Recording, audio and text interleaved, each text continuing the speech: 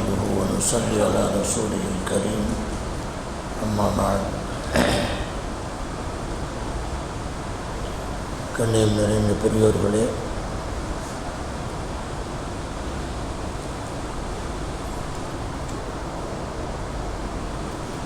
ஒரு ஆயத்து எல்லா குத்துபாக்களும் வெள்ளிக்கிழமை குத்துபா முடிகிற போது ஒரு ஆயத்து ஓதப்படும். எல்லா பள்ளியிலையும் எல்லா ஜும்மாவிலையும் எல்லோராலும் ஓதப்படக்கூடிய ஒரு ஆயத்து இன்னல்லாஹ யஅ்முரு பில் அத்லி வல் இஹ்சான் வ ஈதாஇ தில் குர்பா வ யன்ஹா அனில் ஃபஹ்ஷாஇ வல் முன்கரி வல் பகி யஇதுக்கும் லஅல்லக்கும் ததக்கரூன். இந்த ஆயத்து ஏன் ஒவ்வொரு குத்துபாவிலையும் ஓதப்படுகிறது என்றால், குர்ஆனிலே வைத்து குர்ஆனுடைய ஆயத்துகளிலே ஏராளமான அர்த்த புஷ்டி உள்ள பல்வேறு சட்டங்களை பொதிந்திருக்கின்ற, பல்வேறு குணாதிசயங்களை பொதிந்திருக்கின்ற, பல்வேறு உபதேசங்களை தாங்கி இருக்கின்ற ஒரு அற்புதமான இரத்தின சுருக்கமான ஒரு ஆயத்து இந்த ஆயத்து. இந்த ஆயத்துக்கு ஈடு இணையாக வேறு எந்த ஆயத்தையும் காட்ட முடியாது. ஆகையினால தான் நம்முடைய முன்னோர்கள் வழியாக தொடர்ந்து இந்த ஆயத்து குத்துபாவுடைய கடைசியிலே ஓதப்படுகிறது. இதனுடைய விளக்கம் சொல்ல வேண்டும் என்று சொன்னால் பல மணி நேரங்கள் பிடிக்கும். ஏனென்றால் ஒவ்வொரு வார்த்தைக்கு பின்னாலேயும் பல்வேறு விஷயங்கள் இருக்கின்றன. இன்னல்லாஹ யஅ்முரு பில் அத்லி, அல்லாஹ் ஏவுகிறான், பில் அத்லி நீதம் செலுத்த வேண்டும் என்று உங்களுக்கு கட்டளையிடுகிறான். அத்ல் என்பதற்கு இப்படி ஒரு அர்த்தம். அதே நேரத்தில் இன்னல்லாஹ யஅ்முரு பில் அத்லி, மக்கள் மத்தியிலே சமத்துவம் பாராட்ட வேண்டும் என்று அல்லாஹ் உங்களுக்கு கட்டளையிடுகிறான் என்பது இன்னொரு கருத்து. அத்ல் என்பதற்கு சமத்துவம். அதே போல் இன்னல்லாஹ் யஅ்முரு பில் அத்லி என்றால் நடுத்தரமான முறையில், ரொம்ப ஓவராகவும் போக வேணாம், ரொம்ப கீழையும் போக வேணாம், நடுத்தரமாக செலவழிவுன்னு சொன்னால் செலவழிக்கும் போது நடுத்தரமாக செலவு செய்யுங்க, வீண் விரயம் செய்யாதீங்க, அதே சமயத்தில் கஞ்சத்தனமும் காட்டாதீங்க, நடுத்தரமான முறையில் இருங்க என்ற கஸ்து என்ற வார்த்தையை அது பொதிந்திருக்கிறது. இன்னல்லாஹ யஅ்முரு பில் அத்லி. அதே போன்று உங்களுடைய வெளிரங்கமும் அந்தரங்கமும் ஒத்திருக்க வேண்டும். வெளியில் ஒன்று உள்ளொன்று என்று நிலைகள் இல்லாமல் உள்ளும் புறமும் ஒன்றாக இருக்க வேண்டும் என்ற கருத்தும் இந்த அத்ல் என்ற வார்த்தைக்கு சொல்லப்பட்டிருக்கிறது. அதே நேரத்தில் மக்கள் மத்தியிலே நீங்கள் நீதம் செலுத்த வேண்டும் என்ற ஒரு கருத்து, யாருக்கும் தொல்லை கொடுக்கக்கூடாது என்ற ஒரு கருத்து, இப்படி அத்ல் என்ற வார்த்தைக்கு பட்டியல் நீண்டு கொண்டே போகிறது. சமத்துவம் என்று சொன்னால் அதை ஒரு மணி நேரம் பல மணி நேரம் பேச முடியும். மக்களுக்கு நீதம் செலுத்த வேண்டும் என்ற நீதி பரிபாலனம் என்பதை மணிக்கணக்கிலே பேச முடியும். இப்போ அத்ல் என்ற வார்த்தைக்குள்ளே ஒளிந்திருக்கின்ற இந்த கண்டென்ட்டுகள் இருக்கிற அது ஒவ்வொன்றையும் பல மணி நேரம் பேச முடியும். அப்படியானால் பல மணி நேரங்கள் உபதேசத்தை பொதிந்திருக்கின்ற இந்த ஆயத்திருக்கிறதே சுருக்கமாக இருந்தாலும் நீண்ட நிறைய கருத்துக்களை தன்னுள் அடக்கி இருக்கிறது. அது மாத்திரமல்ல, அத்ல் என்பதற்கு நீங்கள் மக்களுக்கு செய்ய வேண்டிய உரிமைகளை கடமைகளை முறையாக செய்ய வேண்டும். அந்த முறையான என்ற வார்த்தை அத்ல் என்பதற்கு இருக்கிறது. அதே போன்று உங்களுடைய ஆன்மாவை, உங்களுடைய உடலை ஆபத்துகள் முசீபத்துகளிலிருந்து பாதுகாத்து கொள்வது என்ற அர்த்தமும் இந்த அத்ல் என்ற வார்த்தைக்கு இருக்கிறது. இன்னல்லாஹ யஅ்முரு பில் அத்லி வல் இஹ்சான். ரெண்டாவது இஹ்சான் என்ற வார்த்தை. இஹ்சான் என்றால் ஒருவர் மற்றவருக்கு உபகாரம் செய்வது. ஈசாலு நிஅமதி இலல் கைரி, அடுத்தவர்களுக்கு உபகாரம் செய்வது. அப்போ இன்னல்லாஹ யஅ்முரு பில் அத்லி, மற்றவர்களுக்கு உபதேசம் செய்யுங்கள் என்று அல்லாஹ் உத்தரவிடுகிறான் என்பது ஒரு கருத்து. இன்னொரு கருத்து, இஹ்சான் என்பதற்கு கணவன் மனைவியாக இருந்தாலும் சரி, மக்கள் தாய் தந்தையாக இருந்தாலும் சரி, சகோதர சகோதரிகளாக இருந்தாலும் சரி, பொதுமக்களாக இருந்தாலும் சரி, எல்லாரிடத்திலேயும் இஹ்சான் என்பது ஆபத்துக்கள், நோய் நொடிகள், தரித்திரியங்கள் நம்மை வந்து அண்டாத அளவுக்கு உங்களை நீங்கள் தற்காத்து கொள்வது என்ற அர்த்தமும் அந்த இஹ்சான் என்பதற்கு இருக்கிறது.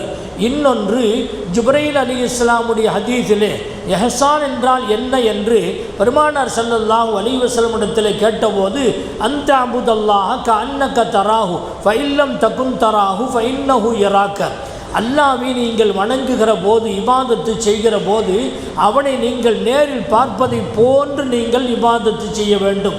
அப்படி நேரிலே பார்க்கும் அளவுக்கு உங்களுக்கு சக்தி இல்லை என்று சொன்னால் அவன் உங்களை பார்க்கிறான் என்ற எண்ணத்திலாவது நீங்கள் இபாதத்து செய்ய வேண்டும் என்ற ஒரு கருத்து இஹ்சானுக்கு சொல்லப்படுகிறது.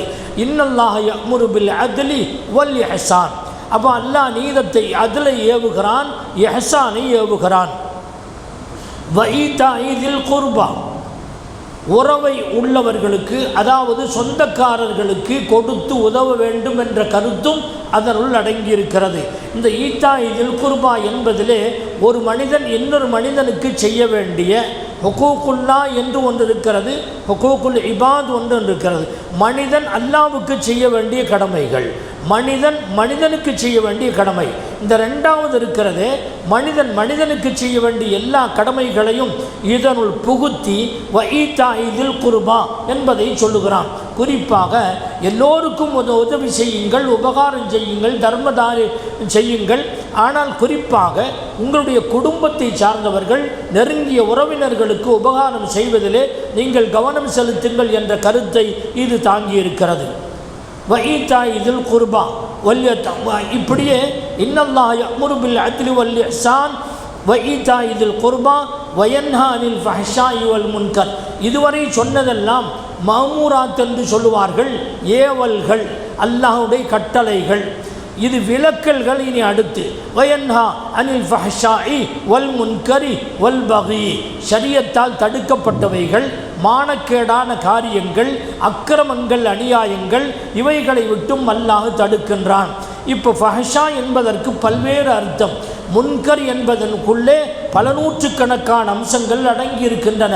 பகி என்பதிலே குஃப்ரிலிருந்து ஒரு மனிதன் தனக்குத்தானே செய்கின்ற அநியாயங்கள், அடுத்தவர்களுக்கு செய்கின்ற அக்கிரமங்கள் எல்லாமே அடங்கியிருக்கிறது. யஇலுக்கும், அல்லாஹ் உங்களுக்கு உபதேசம் செய்கிறான், லஅல்லக்கும் ததக்கரூன், நீங்கள் உபதேசம் பெற்றுக்கொள்ள வேண்டும் என்பதற்காக வேண்டி. இதுவெல்லாம் கண்டென்ட் தான் சொல்லியிருக்கிறேன். இதில் ஒவ்வொன்றிலேயுமே பல நூறு ஹதீஸுகளை கொண்டு வந்து இதை விவரிக்க முடியும். அப்படிப்பட்ட பல அம்சங்கள் தாங்கி இருக்கின்ற ஒரு ஆயத்து என்பதனால்தான் இதை பார்த்து, இந்த ஆயத்தை பார்த்து பல பேர் முஸ்லீம் ஆகியிருக்கிறார்கள். உஸ்மான் இப்னு மஸ்ஊன் ரலியல்லாஹு அன்ஹு சொல்லுகிறார்கள், நான் ஆரம்பத்தில் ஏதோ எல்லாம் ஈமான் கொள்கிறாங்க, எல்லாம் முகம்மதுகிட்ட பையத்து செய்கிறாங்கன்னு எல்லாம் சொல்கிறாங்களேன்னு நானும் போய் அவர்கிட்ட பையத்து ஆகிட்டேன். இருந்தாலும் கூட எனக்கு ஒரு உறுதிப்பாடு இல்லாமல் இருந்துச்சு. எப்போ இந்த ஆயத்தை ஓத கேட்டனோ அப்போவே நான் முடிவு பண்ணிட்டேன், இது மாதிரி உள்ள ஒரு வார்த்தையை, ஆயத்தை தாங்கி இருக்கிற ஒரு வேதம் அல்லாஹ்வுடைய வேதமாகத்தான் இருக்க முடியும் என்று சொல்லி என்னுடைய ஈமானை நான் பலமாக ஆக்கி கொண்டேன் என்று உஸ்மான் இப்னு மஸ்ஊன் ரலியல்லாஹு அன்ஹு அவர்கள் சொல்லுகின்றார்கள். அக்ஸம் இப்னு ஸைஃபி என்று ஒருவர், அவர் ஒரு கபீலாவுடைய தலைவர். அந்த தலைவருக்கு கீழே தான் அந்த கபீலாவை சார்ந்த எல்லாருமே கட்டுப்பட்டு நடப்பாங்க. அவர் ஒரு தலைவர், ஒரு லீடர். அந்த அக்ஸம் என்பவர், எல்லாருமே இந்த முஹம்மதை பற்றி ரொம்ப பெருசாக பேசிகிட்டு இருக்கிறாங்களே, அவருடைய குரானை பற்றி ரொம்ப பெருசாக பேசுகிறாங்களே, என்னான்னு நான் போய் பார்த்துட்டு வர்றேன் அப்படின்னு புறப்பட்டார்.